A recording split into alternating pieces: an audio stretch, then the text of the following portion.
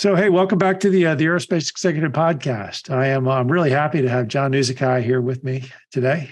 John is a founding partner in a company called AIRO, but he's got a great aviation background from Honeywell, Aspen Avionics, for which he was the founder, Nordam, and now with AIRO. And we're going to talk about kind of what they're doing with small and middle market aviation companies, where they see the future, to which they're going to play a big part. Man, have a great conversation. So thanks for coming on today, John. Appreciate you being here.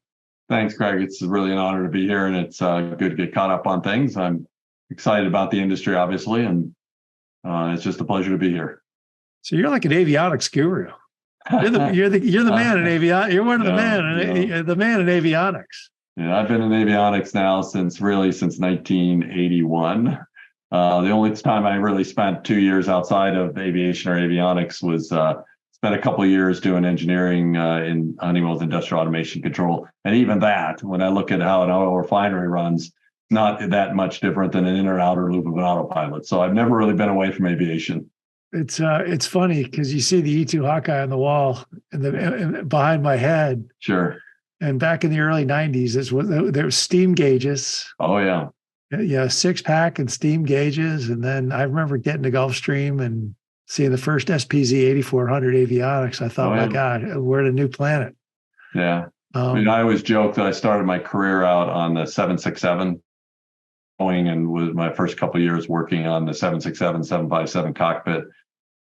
And I always joke that when I bought a Diamond aircraft in 2009 and flew it outfitted with Aspen Avionics and, Avidyne Navigator, the whole business, and that little Diamond had more capability than that 767 in 1981. And it's always amazing to me to see that kind of, I would never have dreamed in 81 I'd be flying a small airplane with more capability than what's in a 767. Our mission computer on the Hawkeye was probably 1,000 or 2,000 pounds. You got much more capability in your iPhone now. So, but it's fun to see how far the industry has come and how much you've been a part of it. Yeah, it's cool and it's fun, and obviously everybody who goes through their careers gets the chance to see the technology advancement. But I do believe in the time, since the 80s, the advance of technology, not just electronics, but the whole concept of what's phone or iPads and how that's become part of using, it's become an integral part of your avionics iPad, the apps you have on that, use that for safety. I mean, it is quite amazing. And you think about the iPad, it's just, from really was introduced in the cockpit in 2012-ish timeframe. And you see where it is now that everybody flies with one or some sort of, platform to have those apps on. It's really, truly amazing. The electronic flight bags, et cetera. It really is. But let's shift gears. Let's talk about AIRO a little bit. Okay. And you guys, we had before we came on. Obviously, you've got Raytheon Technologies and the Rockwell Collins of the world out there, and the Honeywells, and your big A&D companies. Mm-hmm. And you guys have come up with a good concept to take highly capable small and middle market companies and put them together to build a platform. Yeah. Is that pretty accurate way of putting it? Yeah, and it's really it's exactly how you said. I mean, when you look at the aerospace and the A&D market space, you've got a bunch of very large players and you got a bunch of medium to small players. And when you look at it, the industry is kind of ripe for some sort of consolidation in the right manner. Finding the right group of companies to really go and exploit the new technologies that are coming into our space. And that's kind of was the birth of AIRO. I mean, we looked at the availability of smaller companies to merge, to provide enough mass to be competitive with the larger companies, while still retaining the small company innovation, entrepreneurship, and nimbleness. And that was kind of the birth of the idea. With the underlying markets being the drone and eVtol markets, which are really the new frontier for aviation and is literally changing how we look at flying, at aviation, and development. I mean, it's just a new space. I mean, we're having to develop, in many cases, new certification procedures for these types of vehicles, and we still haven't really created the air traffic environment for drones. There's a lot of terminology around that, but integrating drones and eVTOLs and the numbers into our traffic control system is also going to be a challenge. And so we kind of put those thoughts together and found a group of companies that in one sense complement each other, but also in that complement was able to exploit these new markets. And that was kind of the genesis of the idea of AIRO. And now we've progressed to have merged with companies and in the process of merging with a SPAC now to go public. So, and that's taken 3 to 4 years. But we've learned a lot along the way. We've weathered a lot of the ups and downs of the economy and the markets, IPOs and SPACs and raising capital and all those things that are necessary to build a company, which on one hand are a lot of fun, but on the other hand are very challenging. And so that's where we find ourselves today is a company that's ready to fill that spot. Are you guys public now? Have you? No, we announced a merger with a SPAC called Kernel. We're in the process of finalizing that process, and all the stuff that's public associated with that, we're looking to hopefully close by the third quarter of this year. Gotcha. And obviously a little bit challenging times. Not that you've got a lot going on the technical front too. We've got this little economic, all the dust around the economy right now, blowing as well. But AIRO is, you said, it was about 5, avionics, uncrewed vehicles, eVtol training. Yeah. And, is the goal to integrate it all? Are you trying to create an ecosphere where everything is a little bit integrated? Yeah, we are. We will have our own markets. Aspen is still and will always be focused on general aviation. We believe that market is a strong market to introduce new technologies into. Aspen's been pretty successful in that market, and we believe it's a strong place to do it. But in addition, obviously, when you look at avionics and its integration into the John Air Mobility eVtol platform, we'll be doing the cockpit for that particular vehicle, for example, and vice versa. All of the technologies that we are gaining and learning in eVtol help us in the drone market space, electric propulsion, aerodynamics, those kinds of things.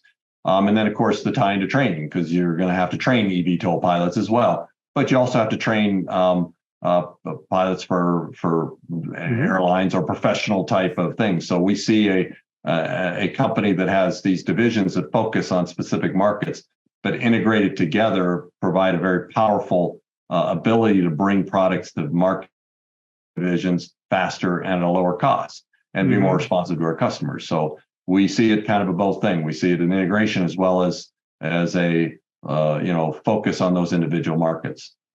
Gotcha. What's got you most excited right now? I mean, obviously, electric propulsion that's a big hill to climb. A lot of it's coming. Yeah. Other people are saying some hydrogen. I don't know. I'm not an engineer, so I don't really. I'm not. I could read about it all day long. That doesn't mean I necessarily understand it. What's got you really excited? I do think. I mean, when I look at the AIRO and the market in general, it's the whole concept of trying to integrate technologies and processes and functions together to create this ecosphere of electric mobility. I'll call it that. That would include drones as well as eVtol, as well as fixed wing electric, type of things. So whether it be propulsion, aerodynamics, or electronics, this is one of those times in our history of aviation that all of those disciplines are in the process of evolving.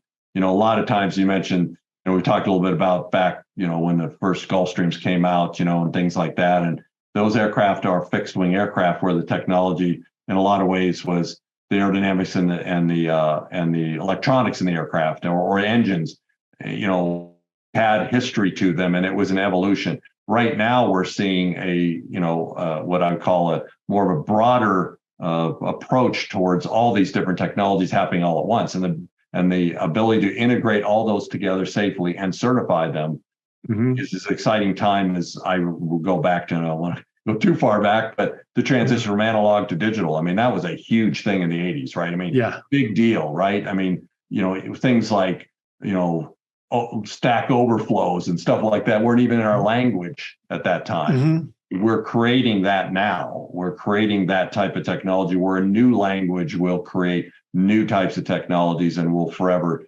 change aviation for the next 10 to 20 years until the next kind of like revolution comes upon us. That's what's exciting to me, because being part of that for a second time in my career is just it's just fascinating. It's exciting. It's fun. People get engaged. It's fun to talk about, and it's fun to be part of. And I see that being the most exciting thing. The individual technologies will always be cool. I mean, they'll always be cool. Yeah. Well, you look at, I mean, you just look about, look, people were talking about avionics upgrades.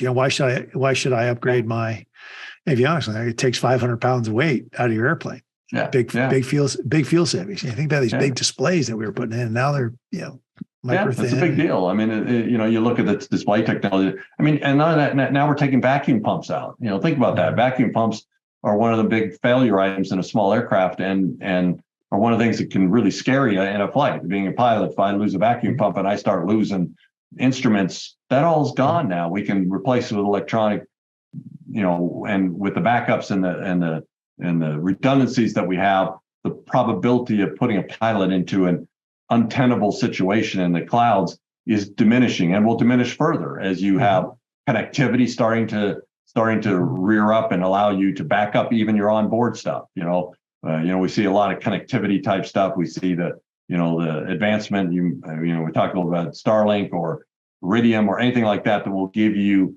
the ability in the future to, in real time, and see a problem and fix it in real time because you have more access to data.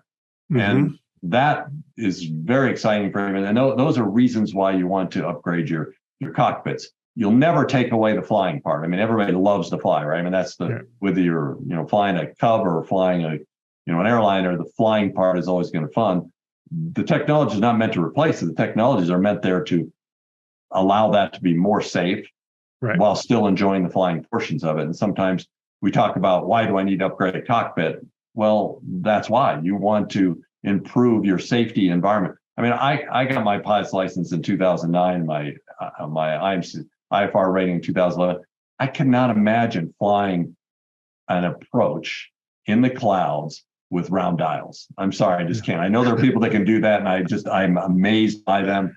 But when I think about what you can do and how you can safely fly an approach now with the equipment that you have took before, it's mind-boggling, right? That's a mind-boggling difference in my mind. And I have an utmost amount of respect for a guy that could fly an ADF approach in the clouds. TACAN or TACAN with DME, right? And, for sure. There you go. So, but what's got, so we got, you mentioned a couple of things. You got Iridium, we got Starlink coming out. We've got some people, there's some companies out there that are really working air to ground, the ATG stuff, which is, becoming pretty technical. How do you see this all, let's move forward about 25 or 30 years, provided the FAA could keep up. Do you see a new ecosphere being guided, by, let's get rid of all the VORs in the world and everything being, GPS type or satellite, satellite guided, or but the integration of the eVTOLs into New York City. How do you see it all playing out? Well, I think it's going to be a mixture of a bunch of different technology. I think, by the way, I'm one of these few people that have faith in the FAA. I've seen them come from where they were previously to now. And I do. I think the FAA, is coming along. They have a very hard job to ensure safety, and they have to look at numbers and probabilities, and that creates what many of us in the industry might see us as slowing down. But I actually don't. I actually think that cooperative nature of the FAA over the last 10 years is changed, I agree. Yeah. And it continues to do so. So when they come along, so they will always be the one that's going to be viewed as putting the brakes on the stuff we do, because we can push the limits pretty far. Even in the eVTOL environment or the drone environment, you still have to look at the probabilities of failures and what those probabilities are. What happens if it fails? If you got a bunch of drones up flying around delivering stuff, for example, what happens if the system fails that is controlling it?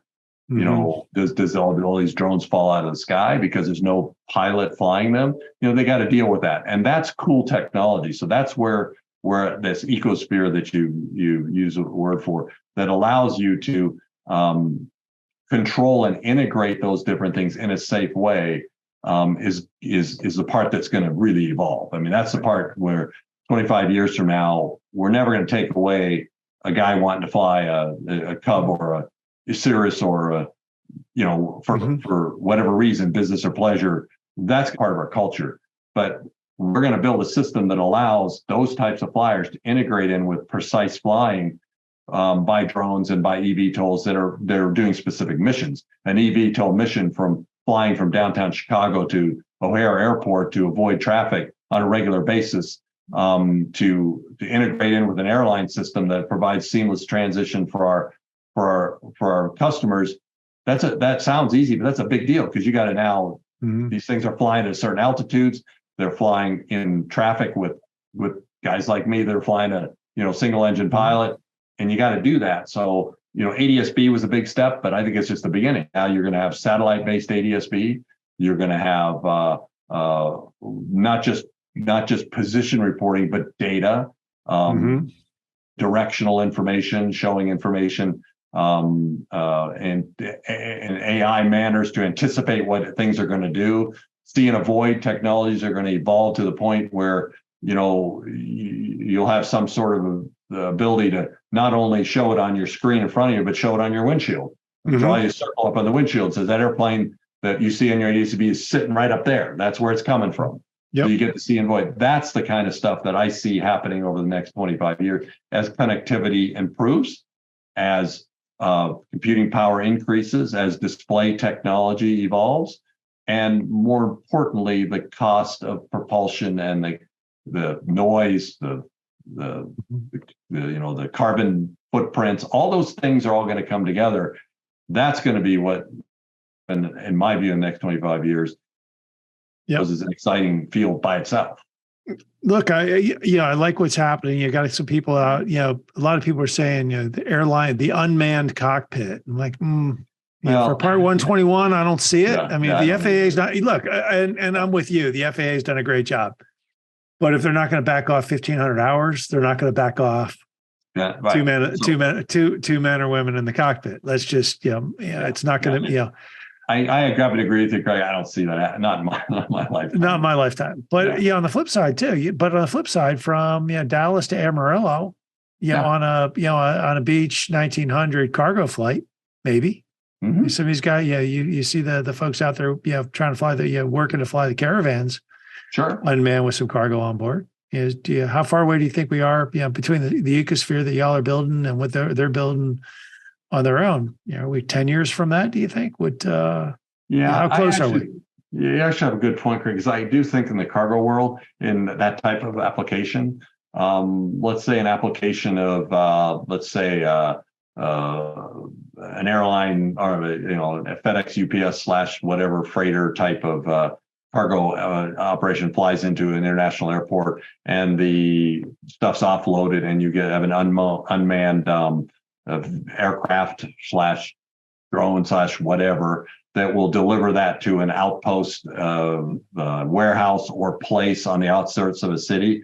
I see that happening. I do see that happening, because I think that's a lot different than flying passengers in an urban environment, right? I mean, you can literally set up an infrastructure that has a warehouse, an aircraft flies into an airport and it unloads and loads it up into one of these caravans or an eVTOL, whatever vehicle you have, even a smaller drone, and it autonomously flies that cargo out to a warehouse or to a point that allows for distribution by electrical vehicle trucks, for example. You can see that infrastructure. I don't think we're that far away from that. I think 10 years, we're in that ballpark, because the technology is moving so quickly in terms of, we're learning how to deliver, materials via drones, whether it be medical supplies or small freight. We've got an electric vehicle ground system coming into place with electric vehicle truck deliveries.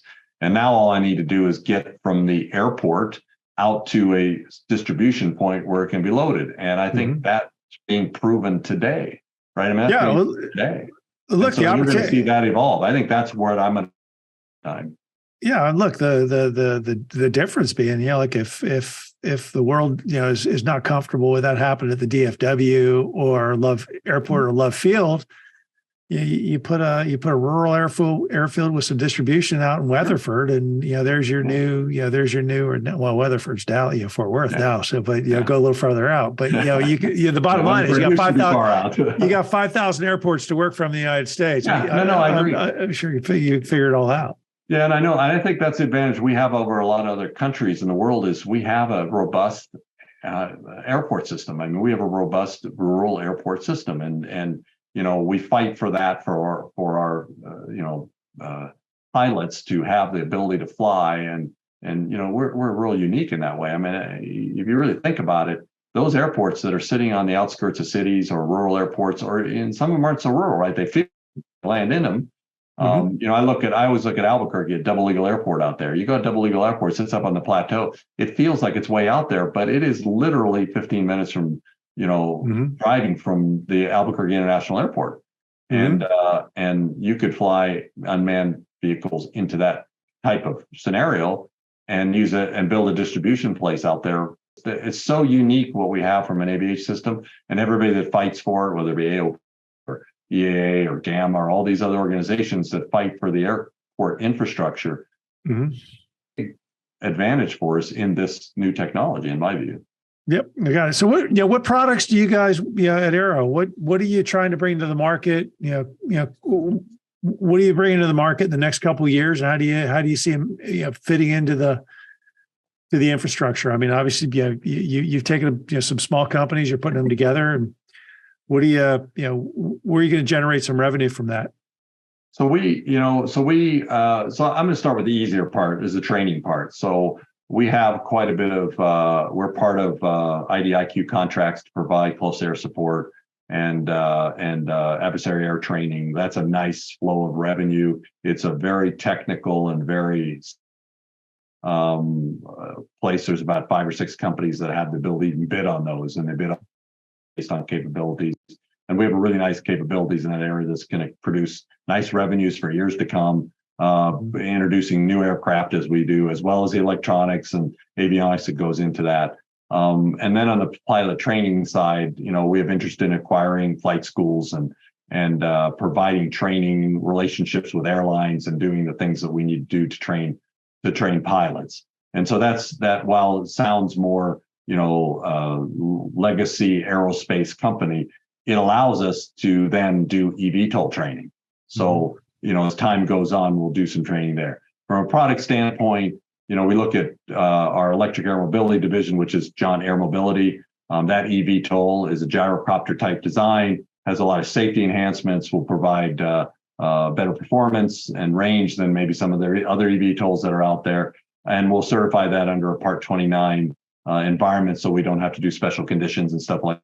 We're excited about that product line. With that will come, Aspen's cockpit, which will be certainly different than the cockpit that you see today in general aviation in terms of screen size and capabilities, and that will create a whole new product line for us as we take that back into general aviation. And although we've not formally announced that, it's you can see it in the John materials that cockpit will be doing that. And so that'll spin off a whole bunch of new products back into the general aviation market space around displays and other sensors and capabilities. And so that will, again, in the next coming years, as we're developing that, will spawn products into that market space as well. On the drone side, we have some very interesting drones. We have a GPS denied service drones that can actually fly without GPS, map out a building, fly down a pipeline without the use of GPS by using other sensors.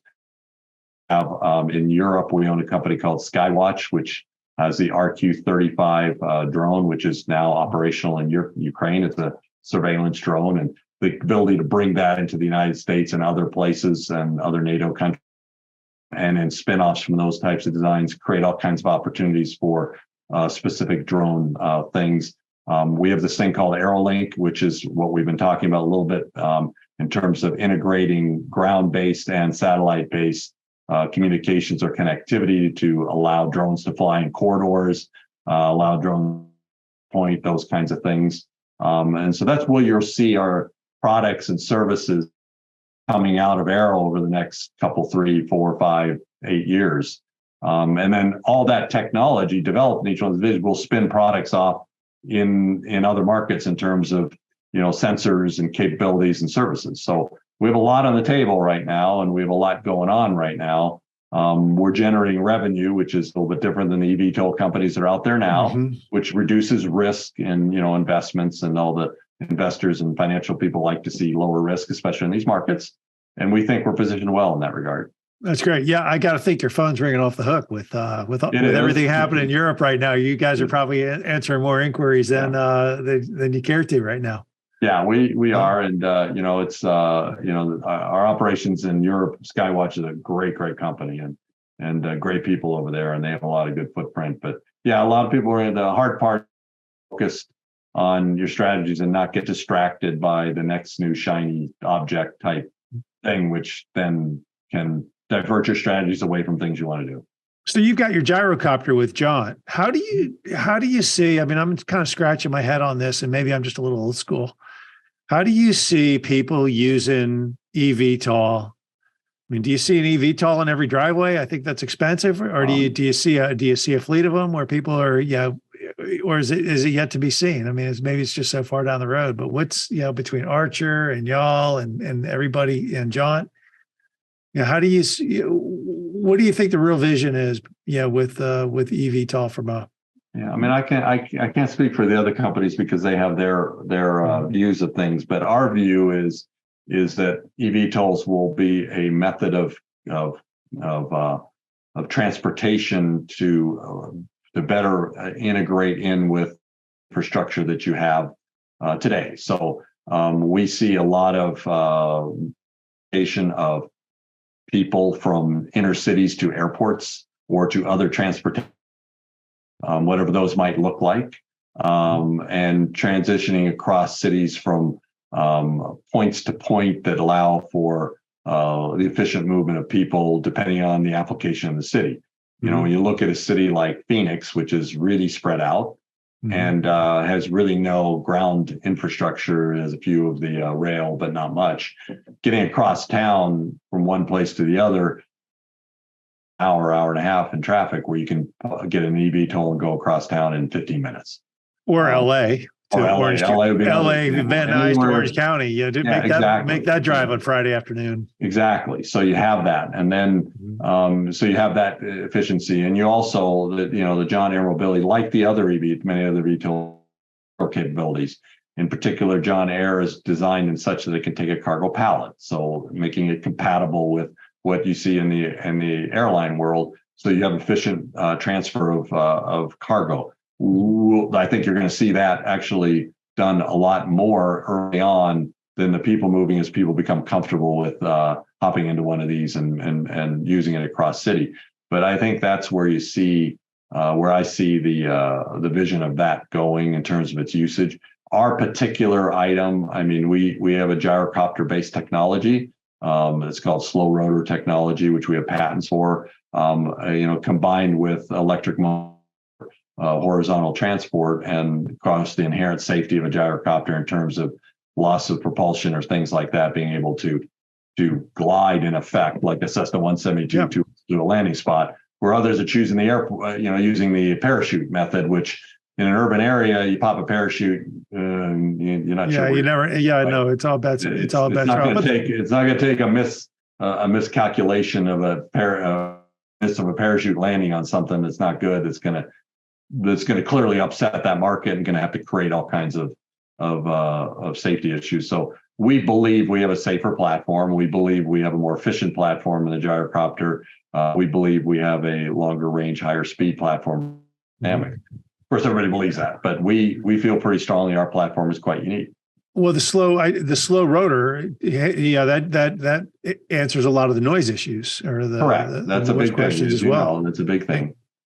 Yeah, it's a huge thing, and especially and the electric motors and a lot of our competitors have done a lot of really good work on noise and noise has to be solved if you're going to fly in an urban environment. It just has to be solved. You can't have, these blades beating the crap out of the air and making all that noise for the people below you. You think you're going to be being attacked by, Apaches or something like that. You can't have that. So, what about payload? What kind of payload? I mean, is this something that commercial, distribution center can send, 4,000 pounds of payload to a grocery store? I think you're seeing that kind of capabilities. We haven't, everybody. I think you're going to see this is my prediction. I think you're going to see. We're going to try to load it up with the weight, but I think it's going to be more about efficiency of transfer. If you can move things at a low cost, at a fairly integrated manner, so you don't have a lot of time on the ground to transfer materials and stuff like that, it almost doesn't, it starts to not make as much difference. How much you're doing is just how much you can move in that period of time. Because electric mobility is, not burning gas. You don't have that stuff. And then you have to deal with the charging of the batteries and how you interchange batteries. And so I look at it as speed of transfer as opposed to how much you can carry in one flight. But yeah, we'll be carrying those kinds of weights, to start. But I think you got to have an integrated way to be able to do it quickly. What about does everything? Do you see where the small turbine engines are gone? The small turbines and pistons are totally gone. I mean, is that the real reality, or is it a little? I don't think so, Craig. I think you got to have. I mean, there's so many older aircraft out there. I don't see. I may not know enough about the technology. I don't see a guy having a Bonanza starting to put an electric engine on his Bonanza, for example. Okay. I just don't see that. I mean, it will happen. There will be places where that will happen, but it'll be fairly expensive. But I think what you're going to see more often in new aircraft, you're going to see electric motors put into them and make them more efficient. And the big issue there is the trade-off in a small aircraft. It's the weight of the batteries versus the power and the range. We aren't quite there yet in the battery world, but we're not far away from what I can tell and see. Maybe 5-10 years out, we might have that type of energy producing cell. Now you're seeing the hydrogen, hybrid type things, what Zero and a couple other people are doing. That might be the interim technology to the electrical motored type thing. There's challenges with that, of course, delivery of hydrogen, all that stuff that goes on. But some of the stuff that the people like that are working on, might be for aircraft transitioning, and eVTOLs might be the electric propulsion area, and then they start to merge together. So, but I don't see in my life, engine piston or piston engines or turbine engines going away anytime soon. Yeah, I mean, it's a transition, and it's there's a lot of technology. Yeah, the fun thing is look, 30 years ago, nobody ever saw the iPhone coming either. Now you got one, and you don't know what to do with it. So we don't know what 30 years is going to look like. Right. From now. And I think that's kind of what you have your doubters, and I'm never an early adopter of technology, but I look at it and I say, it is exciting. It's fun to talk about because, nobody really knows for sure, right? I mean, everybody's got opinions and you see the technology, but it's fun to be part of it and fun to talk about it. Yeah. So you guys you're merging some companies now. You've merged the companies now. You're looking to IPO sometime towards the latter part of the year. Yeah. So we have announced and publicly announced that we're in a de-SPAC situation with a SPAC called Kernel. Finding the right partners is important when you do these sorts of things. We found what we believe to be a fantastic, that's run by a great group of people with some good knowledge of our technologies, and that's what you need to do. In order to do something like that, you got to have the right partners, and we think we do. And even in these tough markets, if you have the right partner with the right company, make something happen. It's a tough time, no doubt, to pull something. The nice thing look, times are good and times are not so good, right? But the not so good times always turn to good, and it's a cycle. Yeah. Last question. I'll let you. My question for this, and maybe you don't want to answer it because it may get into some forward-looking thoughts or something, but. I look at Bombardier, I look at Gulfstream or General Dynamics, I look at Textron. Obviously, Textron just made a big purchase over in Europe on the electric side of the house. But Do you think they're just sitting back and letting the technology, letting some of the smaller players who are a little bit more nimble develop the technology, and then they come in and start to buy it? Or do you think that they want to do their own thing? And eventually they're going to have to play. Yeah. As a technology, how do you think? What do you think their That's a tough question. What I know, having been in aerospace for 40 years, is that never underestimate these companies, because they have got powerful resources, and again, it comes down, they got some really smart people. Yeah. So I would never underestimate their capabilities to do things on their own. I think you're going to see a mixture of both. You'll see people doing a bunch of organic stuff and acquiring companies or acquiring technologies to supplement them. But I don't think any of those companies you mentioned are ever going to let go of their leadership in these technologies. I mean, we've seen it time and time again.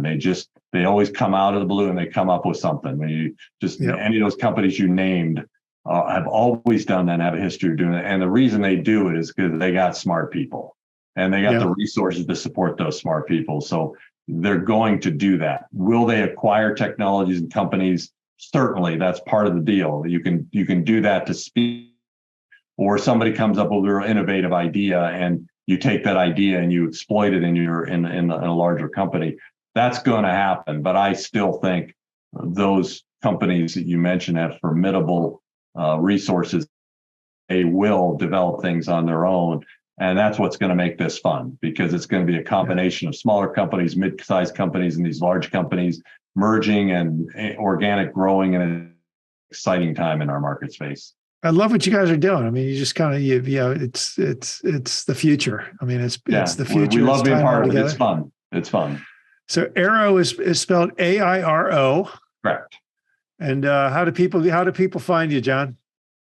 We're on, so our website is theaerogroup.com. You can find us on there. That's the best place to go in terms of getting all the news, as well as all the connections to our individual products and technologies. And so it's theaerogroup.com. Yeah, I'll put that up in the show. I'll put that up in the show notes too. Make sure everybody can find you guys. But I really thank you for coming on today. It's exciting to see what you guys are doing. I really enjoyed it. It's fun stuff to talk about, and nobody's got the crystal ball, but it sure is a fun place to be. And I'll look forward to having you back on at the end of the year, and we'll talk about the progress and from the IPO standpoint and where you go from there. Okay, thanks, Greg. I appreciate it. And again, it's a pleasure to meet you. Thanks, John. I hope you enjoyed the latest edition of the Aerospace Executive Podcast. You can reach out to me directly, Craig at northstaresg.com, or check us out at www.northstaresg.com. You can subscribe to this podcast on iTunes, Stitcher, Podbean, or on YouTube. Just do a search for Aerospace Executive Podcast. Thanks again. I'm Craig Piven.